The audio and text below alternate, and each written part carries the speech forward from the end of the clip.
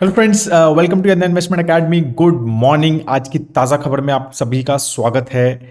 पहले जैसे कि बात करते हैं, ग्लोबल न्यूज़ से स्टार्ट करेंगे। कुछ India specific, stock specific news अब ऑब्वियसली ज़्यादा स्टार्ट हो जाएंगी जैसे जैसे रिजल्ट्स हमारे पास आ रहे हैं। तो भी काफ़ी सारी कंपनीज के अपडेट्स ओवर द वीकेंड आए हैं, तो we will discuss about those in our stock updates and stock specific news. और आगे जो है, आज भी एक नॉलेज सेक्शन है। एक इंटरेस्टिंग रिपोर्ट मेरी टीम ने पब्लिश की है ऑन 2024 इक्विटी मार्केट्स। तो कुछ snippets I will share that with you in this session today, and rest I think the stockometer and fundometer, और sorry, stockometer and model portfolio subscriber will get it the report publish today and they will get it on the email.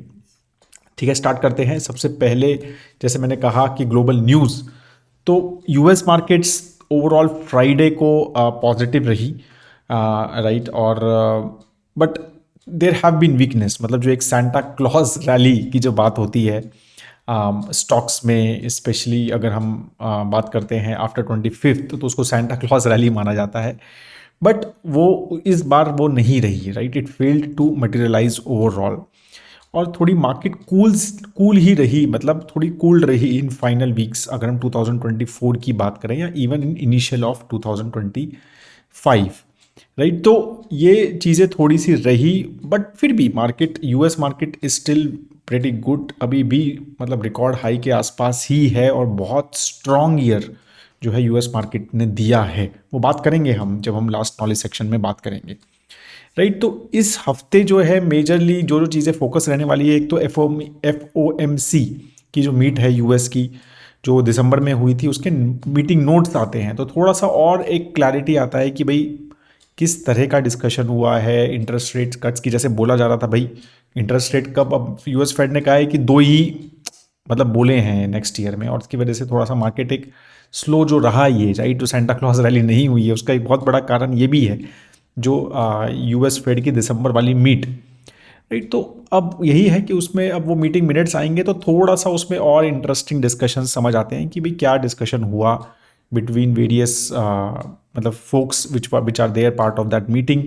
और फिर उसमें से थोड़ा सा you can take a cue कि आगे जो है इंटरेस्ट रेट कट होंगे नहीं होंगे, how many people are in pro, how many people are in con, and तो वो सारी चीज़ें वहाँ पर थोड़ी सी क्लैरिटी होती है। ऑयल प्राइजेस थोड़े से अप रहे लास्ट वीक, राइट। 76.51 जो है वो अपना जो ब्रेंट क्रूड है वो पहुंच गया है। थोड़ा सा वो मतलब अक्टूबर, मिड अक्टूबर के बाद शायद सबसे ज़्यादा है, 2 महीने 2.5 महीने से, राइट। और एक्सपेक्टेशन जो थोड़ी सी यही है कि स्टिमुलस पैकेज एक्सपेक्टेड है चाइना का, मतलब जो इकोनॉमिक ग्रोथ वगैरह में और इंटरेस्ट रेट कट्स वगैरह जो हैं एक्सपेक्टेड हैं, और US economy is also doing decently well. तो वो सारी चीज़ें, थोड़ी सी चीज़ें चल रही हैं कि वो ब्रेंट क्रूड को थोड़ा सा उसको पॉजिटिव लेके गया है लास्ट वीक।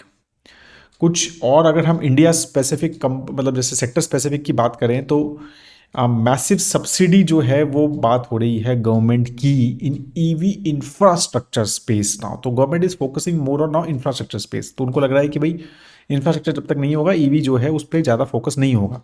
तो ऐसा माना जा रहा है कि एक 80% तक की सब्सिडी प्रोवाइड करी जा सकती है इन इलेक्ट्रिक फास्ट चार्जिंग जो है स्टेशंस बनाने के लिए, और ये 100% तक भी दी जा सकती है, ऐसी बात चल रही है, राइट। और ये ऑलमोस्ट 2,000 करोड़ रुपए की एक PM electric drive revolution in innovative vehicle enhancement, मतलब पीएम ई ड्राइव नाम स्कीम से ये बात चल रही है। जो ड्राफ्ट गाइडलाइंस आई हैं जो कि मिनिस्ट्री ऑफ हैवी इंडस्ट्रीज ने दी है, उन्होंने कहा है कि भाई 48,400 फास्ट चार्जर्स 2 और 3 व्हीलर्स के लिए, जिसमें से 581 करोड़ रुपीस में मतलब उन्होंने अलग से रखे हैं उसके लिए, और 22,100 इलेक्ट्रिक 4 व्हीलर्स के लिए ऑलमोस्ट 1,061 करोड़ रुपीस उसके लिए एलोकेटेड है, और 1,800 इलेक्ट्रिक बसेस और ट्रक्स के लिए, जिसमें से 346 करोड़ जो है वो डेजिग्नेटेड है। तो टोटल 72,300 फास्ट चार्जिंग स्टेशंस लगाने की इस स्कीम के अंडर बात हो रही है, राइट।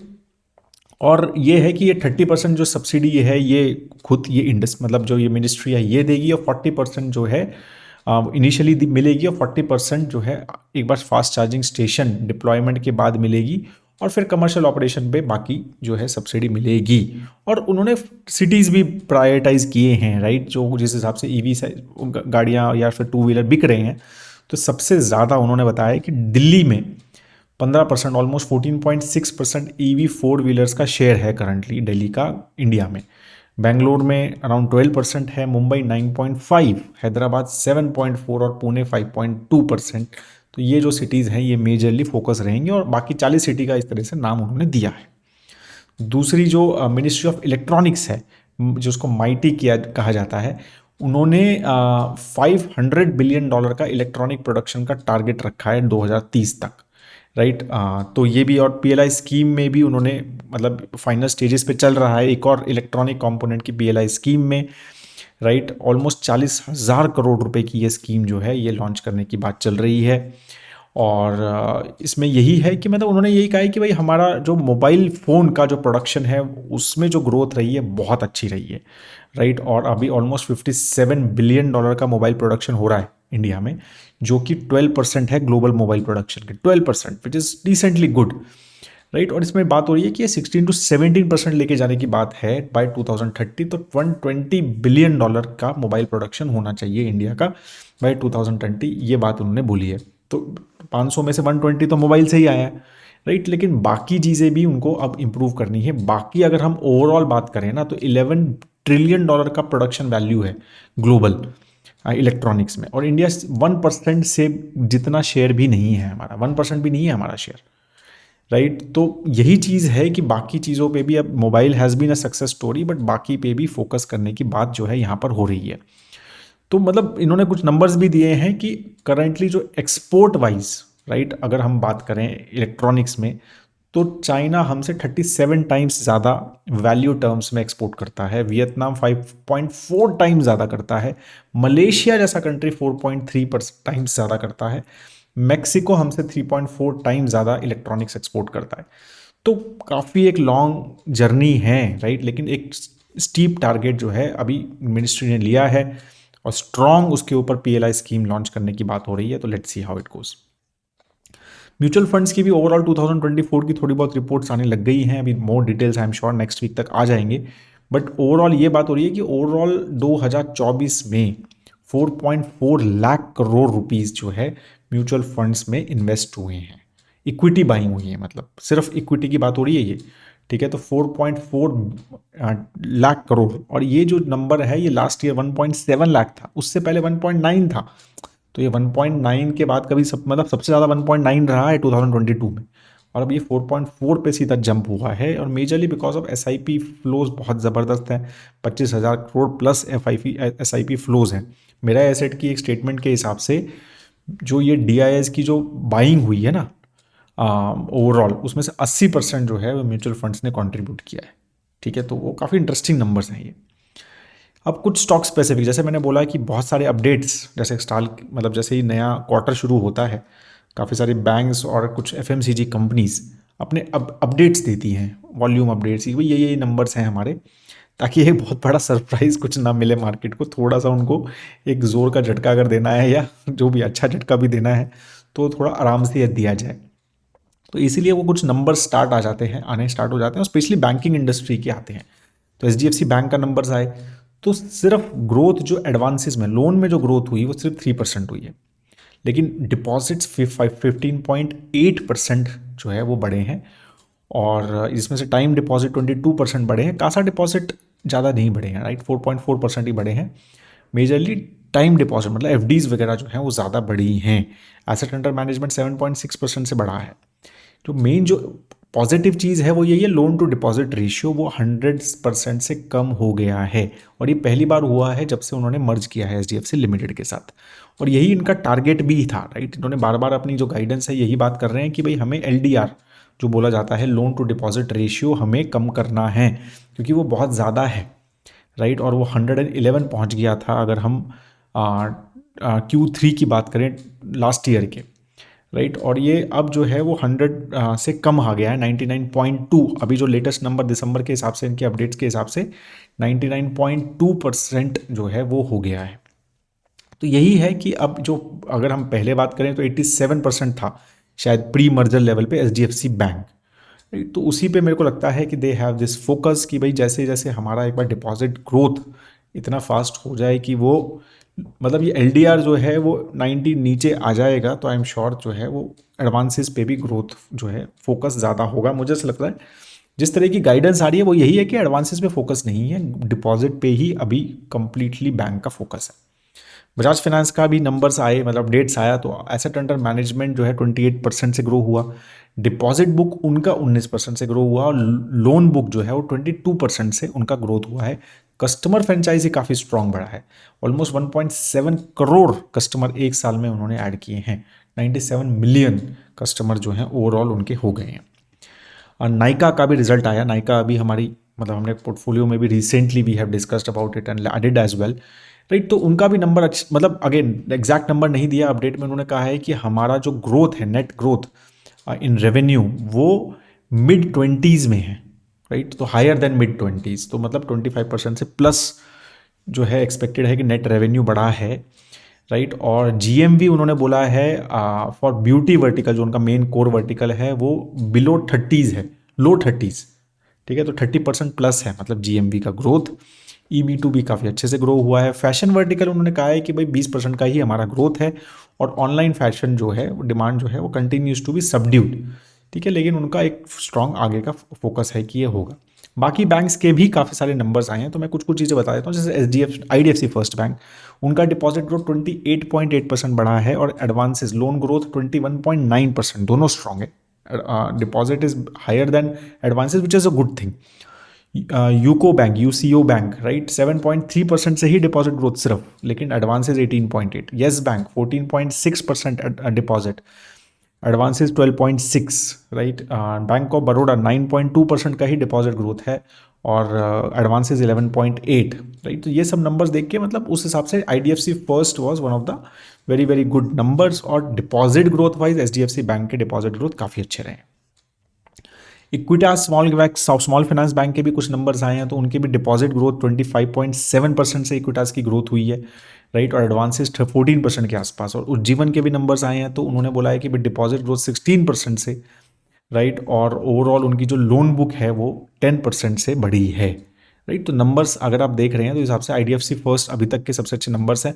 बट अगेन वो सब पता चलेगा बाद में जब प्रोविजंस के नंबर आएंगे, जो क्वार्टरली रिजल्ट्स में आएंगे। अभी तो क्या है कि सिर्फ ये एक अपडेट आया है, इसमें प्रोविजंस वगैरह के नंबर नहीं हैं, राइट, NPS वगैरह के नंबर नहीं हैं। ये सिर्फ ये है कि हमारी ग्रोथ इतनी हुई है, तो ये एक ग्रॉस नंबर्स है, राइट।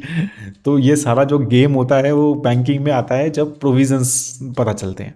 AU स्मॉल फाइनेंस का डिपॉजिट ग्रोथ सिर्फ 2.3% रहा, एडवांसेस ग्रोथ सिर्फ 5.2% रहा, तो यहाँ पर ये बहुत अच्छे नंबर्स नहीं दिख रहे हैं। बंधन बैंक, उनके 15% का लोन एंड एडवांसेस ग्रोथ है, डिपॉजिट ग्रोथ 20% है, तो यह नंबर्स काफ़ी एक ठीक ठाक बंधन बैंक के लग रहे हैं। अदानी विल्बर ने भी कुछ एक अपडेट्स दिए हैं, उन्होंने कहा वॉल्यूम ग्रोथ हमारा 6% हुआ है, लेकिन रेवेन्यू 33% ग्रोथ हुआ है।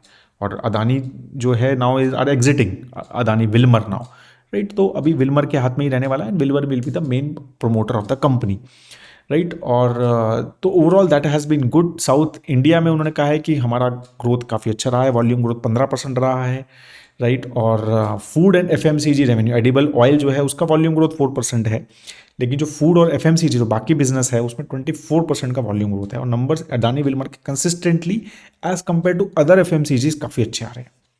L&T फाइनेंस के भी नंबर आए हैं, तो उन्होंने कहा है कि रिटेल बुक जो है वो 23% से बढ़ी है, राइट। और 3.6% Q-on-Q। डिस्पर्समेंट जो है वो 4% से ही ग्रो हुआ है, और majorly led by lower disbursement. Rural business जो है, माइक्रो फाइनेंस जो है वो बहुत अच्छा नहीं किया है। डाबर के जो नंबर अगेन बहुत अच्छे नहीं आए हैं, they are again saying and this is little worrying as well, क्योंकि ये Q3 जो है ना, इसमें दिवाली और दशहरा दोनों थी, लेकिन जो लास्ट ईयर का Q3 था, ईयर ऑन ईयर की बात करते हैं, उसमें सिर्फ दिवाली था, तो ये पूरा फेस्टिवल सीजन और मतलब इसमें कंप्लीट था। तो हमें ये लग रहा है कि Q3 के नंबर्स थोड़े से वो बेटर आने चाहिए as compared to last year, तो एक लोअर बेस का भी इफेक्ट रहना चाहिए। तो यहाँ पर अगर कोई कंपनी अच्छा ग्रो नहीं करती है, और स्पेशली कंजम्पशन, क्योंकि भाई दिवाली और दशहरा दोनों, तो वो चीज़ थोड़ी सी एक वरिंग हो सकती है, राइट। तो यहाँ पर अब डाबर के जो नंबर्स हैं वो ये बोल रहे हैं कि लो सिंगल डिजिट ग्रोथ है हमारी रेवेन्यू में, और उसमें से होम एंड पर्सनल केयर थोड़ा बेटर बोला उन्होंने, mid to high single digit. Health care flattish है, बेवरेज जो है म्यूटेड है, तो यही नंबर्स उन्होंने मेजरली बोले हैं। इंटरनेशनल बिजनेस जो है वो डबल डिजिट ग्रोथ का उन्होंने कहा है, कांस्टेंट करेंसी टर्म में वो बढ़ेगा। मैरिको ने जबकि थोड़ा बेटर नंबर्स बोले हैं, उन्होंने कहा है मिड टीन रेवेन्यू ग्रोथ, ठीक है, और डबल डिजिट ग्रोथ जो है एस्पिरेशन है उनका फुल ईयर बेसिस पे, राइट। तो ये चीज़ है। इंटरनेशनल में भी उन्होंने mid tin constant currency growth की बात की है, तो थोड़ा बेटर मतलब नंबर्स जो हैं एटलीस्ट यहाँ पर दिख रहे हैं। और एज अ सेट मैं थोड़ा एक्सपेक्ट कर रहा हूँ ओवरऑल, जैसे डी मार्ट का भी जो नंबर्स आए और बहुत ज़बरदस्त उसका ग्रोथ भी आया, फ्राइडे को स्टॉक बढ़ा, बट अगेन वो बेस इफेक्ट की वजह से भी जो है नंबर्स थोड़े बेटर मुझे लगता है कि आए हैं, राइट। और अगर हम टाइटन के भी नंबर देखें तो 25% का ग्रोथ हुआ है, again because obviously festival season का इम्पैक्ट रहेगा। और टाइटन को ऑब्वियसली वो बेनिफिट भी मिला है कि भाई ड्यूटी कट 15% से वो 6% ड्यूटी कट हो गया, राइट। तो उसकी वजह से भी मुझे लगता है कि वो उनको थोड़ा बेनिफिट ज्वेलरी बिजनेस में मिला होगा। और उन्होंने यही बोला है कि ज्वेलरी बिजनेस भी 25% से बढ़ा है, तो मेजरली उनका ग्रोथ जो आना है बिजनेस का वो ज्वेलरी से ही आता है और वही उनका मेजर बिजनेस है। तो इसीलिए ये सारी चीज़ें भी जब हम नंबर्स देख रहे हैं ना Q3 के, थोड़ा ये देखना है, ये एंगल लेके चलना है कि वहाँ पे एक बेस इफेक्ट रहेगा, तो थोड़े नंबर्स बेटर हो सकते हैं जो एक्चुअल उससे हैं, राइट। थोड़े वो चीज़ हमें समझनी है। तो टाइटन ने भी 75 स्टोर्स बोले हैं कि भाई हमने ऐड किए हैं नेट ओवरऑल इन दिस, ठीक है। तो इस तरह के जो ये नंबर्स जो है काफ़ी मतलब अभी तक तो ठीक ठाक लग रहे हैं। कुछ कुछ ऑफकोर्स है, मतलब जैसे मतलब जो बड़े बड़ी चीज़ें हैं, आईडीएफसी फर्स्ट है, एचडीएफसी बैंक में भी अगेन एडवांसेस मेरे को लगता है कि वो फोकस उनको वो majorly focus I think loan to deposit ratio पे ही है और वही वहाँ पर उनका फोकस चल रहा है, इसीलिए लोन पे फोकस शायद नहीं है और लोन ग्रोथ नहीं हो रही है। फिर अगेन आरबीआई हैज़ मतलब ये एक न्यूज़ थी, एचडीएफसी बैंक को अप्रूवल दिया है कि भाई वो 9.5% जो है शेयर्स बढ़ा सकते हैं अपनी इन कंपनीज में, एयू स्मॉल फाइनेंस में, कैपिटल स्मॉल फाइनेंस और कोटक महिंद्रा बैंक में। अगेन कोटक मतलब एचडीएफसी बैंक से बात हुई तो मतलब एचडीएफसी बैंक ने बोला है कि भाई हमारी ये सिर्फ हम नहीं बाय कर रहे हैं कोटक बैंक को, उन्होंने बोला कि भाई HDFC mutual fund, HDFC life, हमारी सब सब्सिडरीज वगैरह मिला के अभी हमारा वो 5% की लिमिट थी पहले, वो ऑलमोस्ट क्रॉस होने वाली है, तो इसलिए we wanted a higher limit. तो अभी एक साल तक उनको यही है कि 9.5% तक की आरबीआई ने लिमिट दे दी। This is not HDFC bank buying Kotak और HDFC bank buying AU small finance, that's what we believe, it is majorly from their investment business like mutual fund business and their life insurance business. एक news आ रही है, Hindustan Unilever जो है they are planning to buy a skin care brand Minimalist 3,000 crore रुपए में, जो कि 8 to 10 टाइम्स रहेगा उनके रेवेन्यू का, मतलब प्राइस टू सेल्स जो FY24 में था 347 करोड़ था। इस मिनिमलिस्ट D2C ब्रांड है, ये डायरेक्ट टू कंज्यूमर ब्रांड जो ये हिंदुस्तान लीवर का है, राइट। तो ये मेजर न्यूज। एनटीपीसी ग्रीन की भी एक न्यूज़ थी, दे हैव एक सक्सेसफुल बिडर बने हैं वो ई रिवर्स ऑक्शन में उत्तर प्रदेश पावर कॉरपोरेशन के साथ, and capacity of almost 1 gigawatt जो है वो उन्होंने वहाँ पर सिक्योर की है, राइट ओवरऑल। तो अब जो है इस वीक रिजल्ट स्टार्ट हो जाएंगे, आज 6 जनवरी है, राइट। तो 9 जनवरी जो है उसमें टीसीएस का रिजल्ट आएगा और फिर सैटरडे को एवेन्यू सुपरमार्ट का रिजल्ट आएगा और फिर टाटा एलेक्सी का भी रिजल्ट जो है इसी हफ्ते आने वाला है। तो ये मेन रिजल्ट्स जो हैं that I am going to track, right. और बाकी आई थिंक वन मोबीक्विक जो कंपनी रिसेंटली लिस्ट हुई है उनका भी रिजल्ट आने वाला है इस वीक, और IREDA, राइट, इनका भी रिजल्ट जो है इस हफ्ते जो है मेजर कंपनीज हैं उनका आने वाला है। I will be tracking majorly all the obviously Tata Elxsi, Tata TCS and Avenue Supermart, and we will be discussing about it in our morning news for sure, ठीक है। और अब जो है मेरे को लगता है कि more and more stock specific discussion start हो जाएंगे हमारे जैसे जैसे रिजल्ट्स आ रहे हैं, ठीक है। तो अब हम बात करते हैं आज के नॉलेज सेक्शन की। लाइक आई सेड कि मैंने एक मतलब we are sharing with our subscribers एक 2024 का जो ओवरऑल मार्केट्स में रहा कुछ कुछ स्लाइड्स हम शेयर कर रहे हैं, which I think will be publish today. तो मेरे पास कुछ स्लाइड्स ऑब्वियसली थोड़ी सी जल्दी आ गई हैं, तो which I am sharing with you और as a knowledge section types. तो ये ईयरली मार्केट रिपोर्ट है, तो इसमें अगेन मतलब आप देखेंगे तो वही एक चीज़ शायद हमने लास्ट बार भी बात की थी और थोड़ा सा वो शायद रिपीटेटिव भी हो सकता है, वो यही है कि निफ्टी 50 में अगर आप रिटर्न देखेंगे, राइट, कैलेंडर तो 8.8% के रिटर्न दिए हैं निफ्टी 50 ने 2024 में। लेकिन इंटरेस्टिंग चीज़ ये है कि लास्ट 8 साल में निफ्टी 50 ने कैलेंडर रिटर्न्स में एक बार भी नेगेटिव रिटर्न नहीं दिए हैं, 8 ही 9 साल में, एक्चुअली 2016 भी है, राइट, सॉरी, 9 ईयर्स में नहीं दिए हैं। तो उससे पहले 2015 में इनके नेगेटिव रिटर्न्स थे, राइट। तो आप समझ सकते हैं। और अगर हम लास्ट 14 ईयर्स में देखें तो 14 ईयर में सिर्फ वन टाइम जो है निफ्टी 50 ने नेगेटिव रिटर्न्स दिए हैं, ठीक है। Same with Sensex as well, मतलब सिमिलर नंबर्स, ऑब्वियसली सेंसेक्स काफ़ी हैंड इन हैंड चलते हैं। तो ये चीज़ एक समझने की आपको है कि एक बहुत अच्छी साइकिल के थ्रू हम गए हैं लास्ट 7-8 साल में, राइट। और इसीलिए रिटर्न्स जो हैं अच्छे हैं। और एक आध दो खराब साइकिल अगर आती है तो बी प्रिपेयर्ड, राइट। वो हो सकती है, वो कब आएगी नहीं आएगी किसी को कुछ पता नहीं होता है। बट मतलब ये जो नंबर्स हैं, जैसे 15-16 को, आजकल लोग बोलते हैं ना, अरे 15-16% तो आ ही जाएंगे सर, मैं 18% दे दूंगा, 20% दे दूंगा। तो ये सारी चीज़ें समझो, राइट। हो सकता आए हैं, बिल्कुल आए हैं लोगों के 18, 20% के कैगर्स हैं अगर हम 5-7 ईयर्स देखें तो। But you need to understand कि this is because of this, right.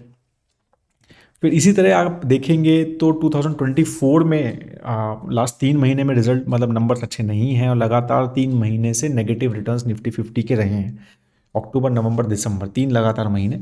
जबकि ओवरऑल हमारा जो first half of the year था, मतलब फर्स्ट 3/4 ईयर था, वो थोड़ा बेटर था। स्पेशली जून जुलाई के नंबर्स बहुत अच्छे थे, right. But then the numbers have changed a lot. और इसलिए जो है ओवरऑल मार्केट्स अच्छा नहीं किया। मिड कैप अगर हम देखते हैं, वही जो नंबर मैंने आपको 2050, तो यहाँ पर आप देखो तो मिड कैप पे वोलेटिलिटी ज़्यादा दिखती है। 2018-19 में भी नेगेटिव रिटर्न्स दिए थे मिड कैप ने, राइट। और स्मॉल कैप ने तो 2018-19 में भी दिए थे और 2022 में भी दिए थे। तो वोलेटिलिटी की बात होती है ना, बहुत सारे लोग कहते हैं सर 15-10 साल का होराइजन है तो सिर्फ स्मॉल एंड मिड कैप का एलोकेशन ले लूँ क्या?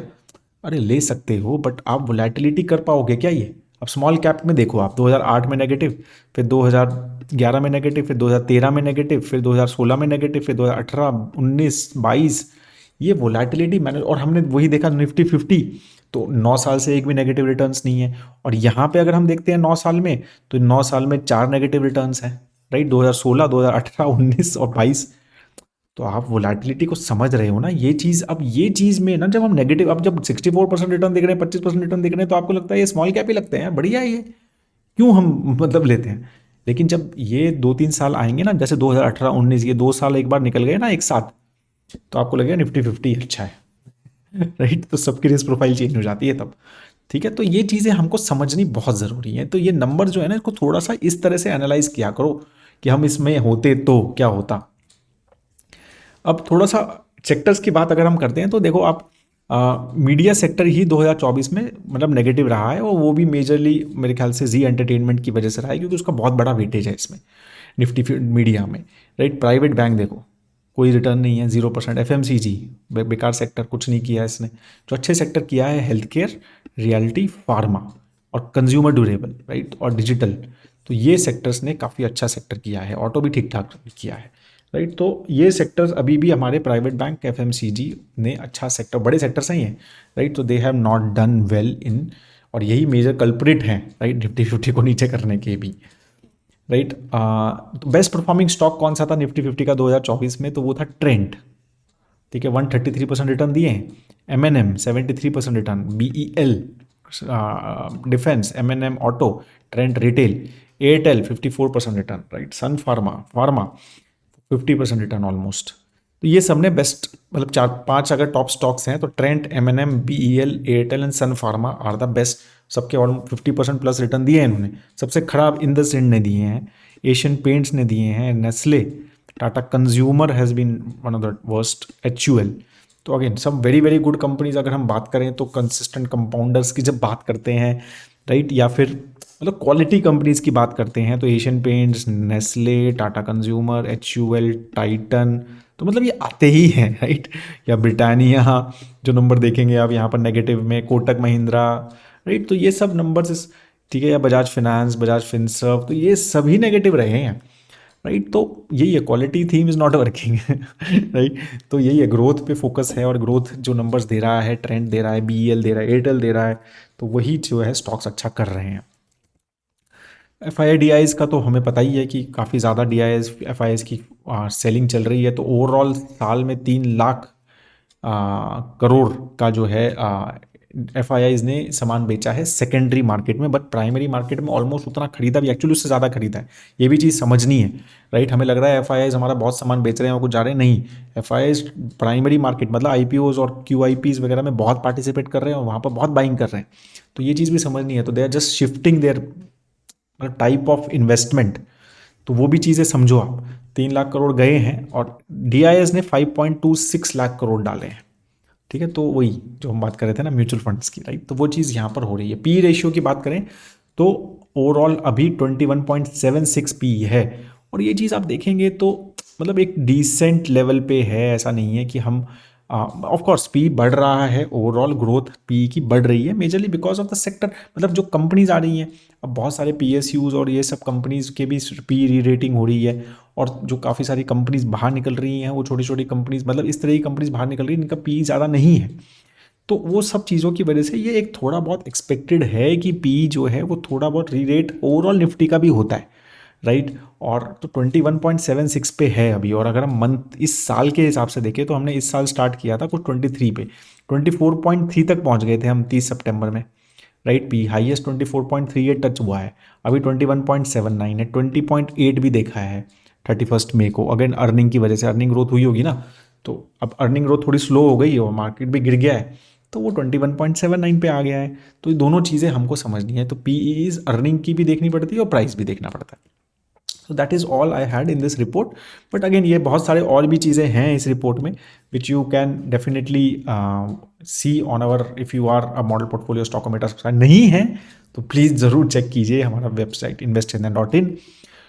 कूपन कोड भी चल रहा है एक छोटा सा, कुछ आई थिंक 50% ऑफ है on these model portfolio and stockometer with I think 2025 जो है वो कूपन कोड चल रहा है। तो वो चेक कीजिए, नहीं तो वहाँ पर कूपन्स में जाके you can check on our website and then you can buy our model portfolio and stockometer and fundometers and get those benefits as well. That is all. Have a great time ahead दोस्तों। जय हिंद।